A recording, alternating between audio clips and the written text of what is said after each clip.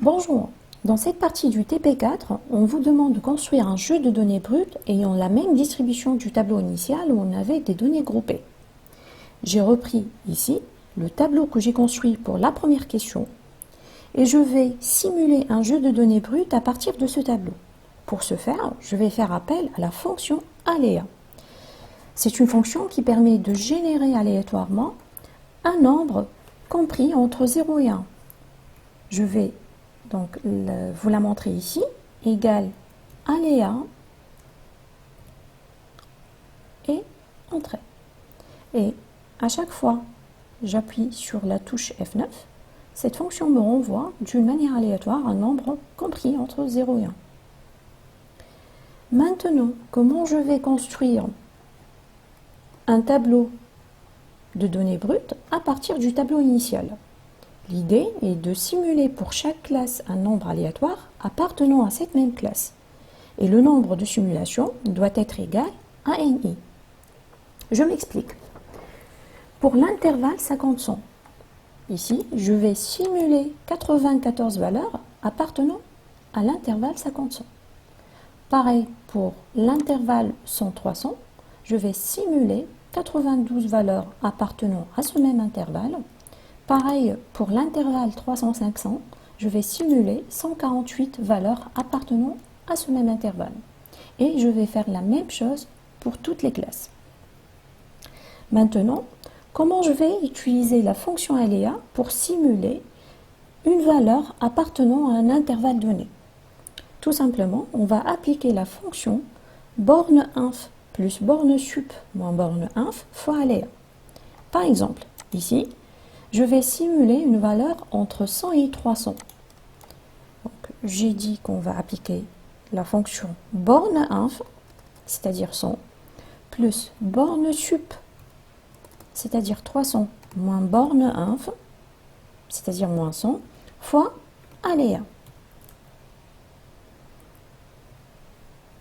Et entrée. Et à chaque fois, j'appuie sur la touche F9, donc j'obtiens toujours une valeur comprise entre 100 et 300. Alors, juste une remarque, vous pouvez utiliser la fonction aléa entre bornes. On va mettre min, c'est-à-dire 100,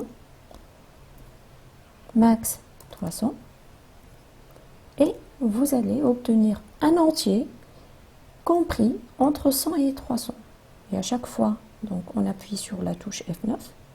Voilà, donc vous voyez qu'on obtient toujours des valeurs comprises entre 100 et 300.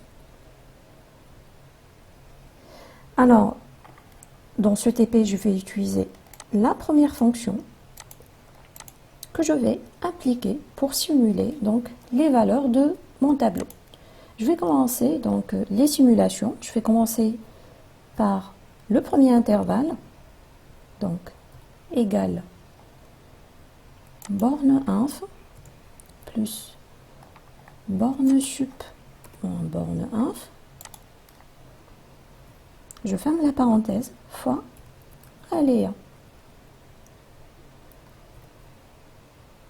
Alors, pour pouvoir faire un copier-coller de cette fonction, je dois fixer la ligne 3 pour pouvoir parcourir les différentes colonnes. Donc, pour la fixer, j'appuie 2 fois sur la touche F4. Voilà. J'ai fixé la ligne 3. Et là, je peux faire donc un copier-coller de ma fonction 94 fois pour obtenir 94 valeurs simulées. Donc, vous voyez, j'ai numéroté les simulations. Voilà, je vais m'arrêter là, à 94. Donc, je vais faire la même chose pour toutes les classes. Donc, pour la deuxième classe, j'ai 92 observations. Donc, du coup, j'ai besoin de 92 simulations.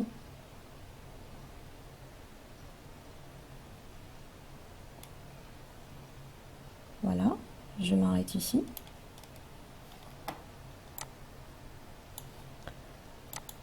Pour la troisième classe, j'ai 148 observations. Donc je vais faire 148 simulations.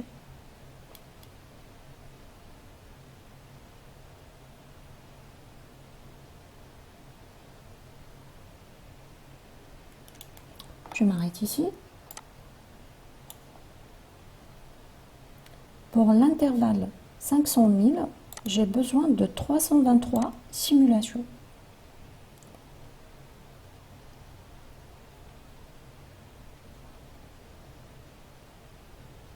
Voilà. Et vous vérifiez qu'on obtient toujours des valeurs comprises entre les bornes de la classe en question. Ici, j'ai besoin de 224 simulations.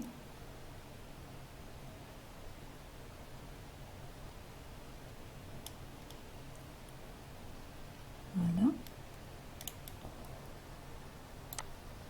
Et pour la dernière classe, j'ai besoin de 79 simulations.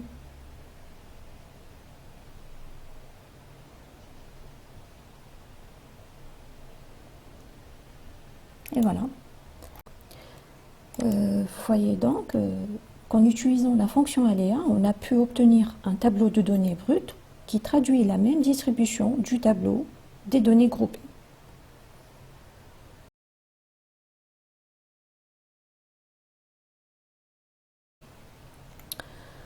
Alors, dans la deuxième question, on vous demande de recalculer les mêmes indices statistiques, mais cette fois-ci à partir des données brutes ou bien des données simulées.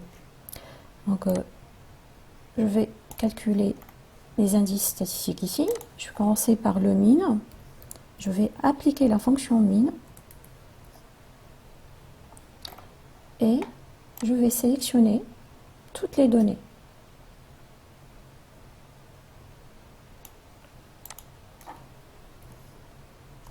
Voilà. Pareil pour le max. Donc on va appliquer la fonction max. Et on sélectionne toutes les données.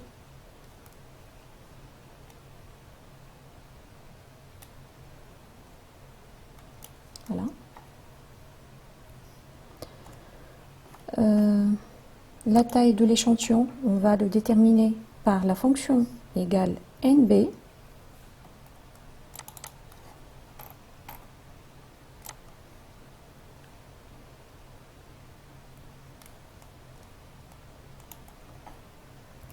Voilà, donc c'est bien 960. C'est identique à la taille de l'échantillon déterminée par les données groupées. Pour la fonction mode, donc on va appliquer égal mode et je sélectionne les données.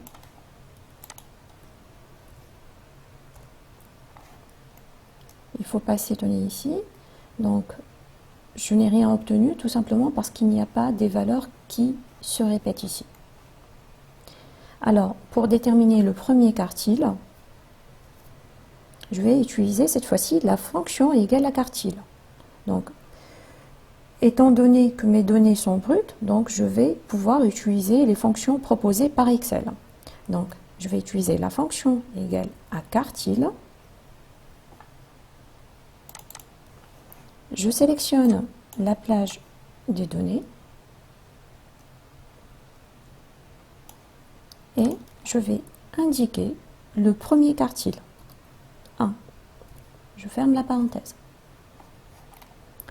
Pareil pour la médiane. Je peux utiliser la fonction quartile et j'indique l'ordre de la médiane, c'est-à-dire 2, ou bien j'utilise tout simplement la fonction égale médiane.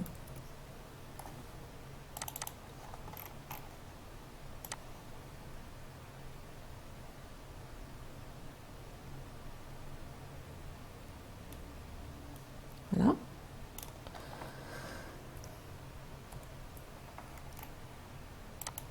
Alors, pareil pour le troisième quartile. Donc, égal quartile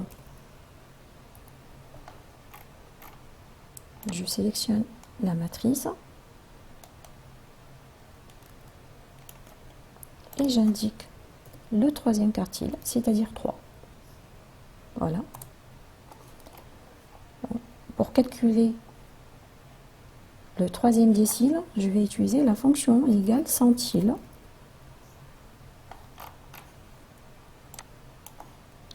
Je sélectionne les données.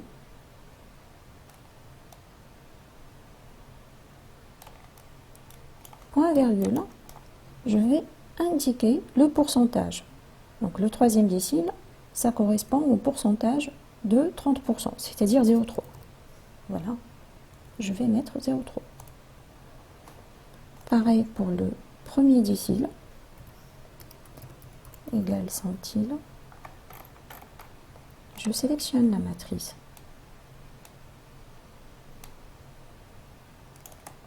Point virgule, 0,1.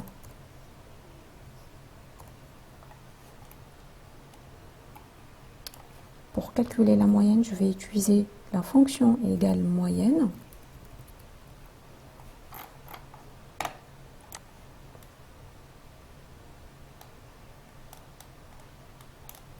Voilà.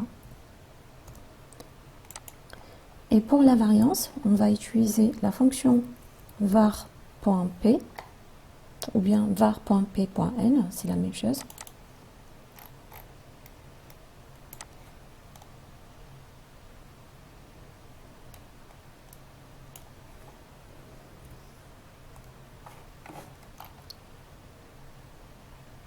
Et voilà. Donc on remarque qu'il y a une légère différence par rapport aux résultats obtenus par le tableau des données groupées, tout simplement parce qu'on a utilisé le centre des classes pour faire les calculs. C'est-à-dire, on a remplacé toutes les valeurs appartenant à une classe par le centre de cette classe.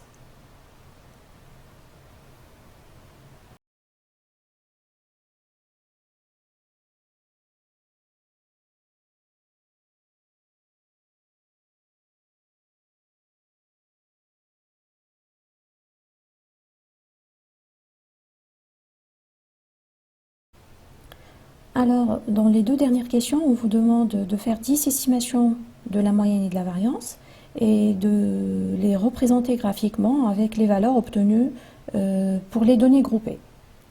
Donc, on va stocker 10 valeurs simulées de la moyenne et 10 valeurs simulées de la médiane en appuyant à chaque fois sur la touche F9. Voilà, pour changer donc, les simulations. Et à chaque fois, on va faire un copier-collage spécial pour stocker la valeur simulée. Voilà, je vais faire la même chose pour la médiane ici. Copier, collage spécial, valeur. J'appuie encore une fois sur la touche F9. J'obtiens de nouvelles valeurs simulées, donc pour la médiane.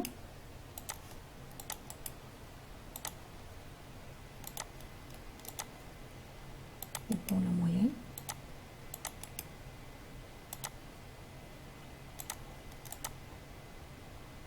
Voilà.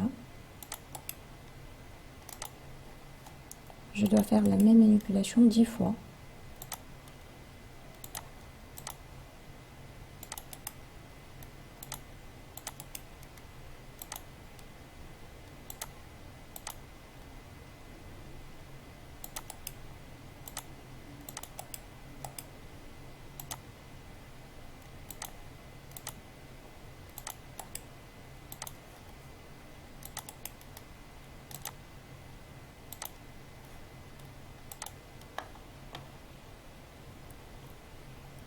Et voilà, donc j'ai stocké donc, les valeurs simulées de la médiane et de la moyenne. Voilà. Alors, donc pour faire la représentation graphique, je dois donc mettre ici la moyenne déterminée par les données groupées que j'ai calculées ici. Donc la moyenne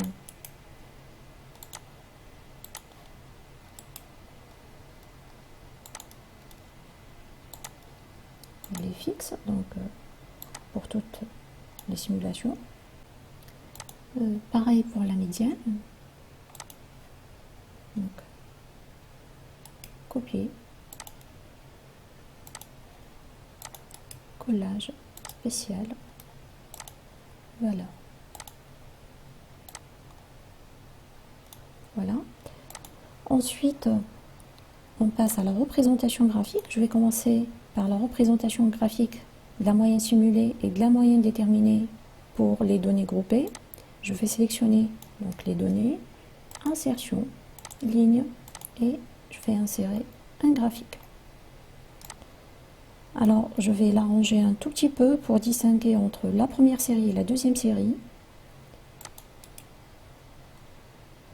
Sélectionner les données, modifier. La première série, c'est la moyenne simulée.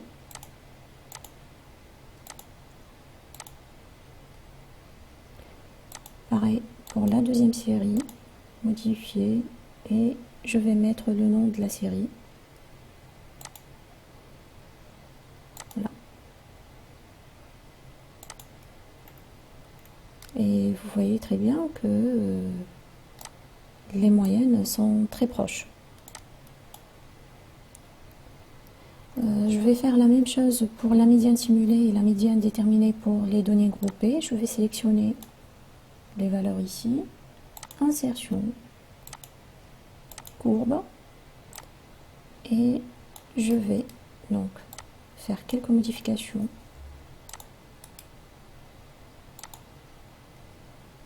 pour distinguer les deux séries. Modifier, donc c'est la médiane simulée ici, et pareil pour la deuxième série, modifier, et j'ai la médiane des données groupées. Voilà. Ok. On voit très bien aussi donc que les médianes sont plus ou moins proches. Alors pour confirmer ce résultat, donc on va calculer ici la moyenne des simulations égale moyenne.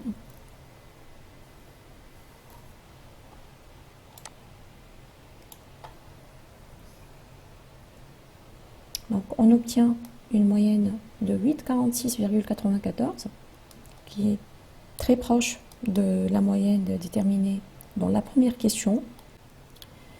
Pareil pour la médiane, je vais calculer ici la moyenne des simulations égale moyenne,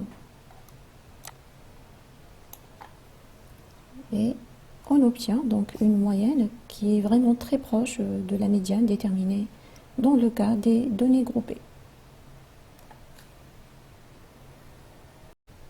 Alors en définitive, on peut dire que nous avons les mêmes informations avec les données regroupées en classe qu'avec les données isolées ou brutes. Le fait de regrouper les données en classe est une manière d'approcher une distribution discrète par une distribution continue, tout en gardant la même qualité de l'information. Il faut souligner également que plus on augmente le nombre de simulations, plus les valeurs obtenues sont très proches. On est arrivé à la fin de cet EP, je vous souhaite un bon travail et beaucoup de courage.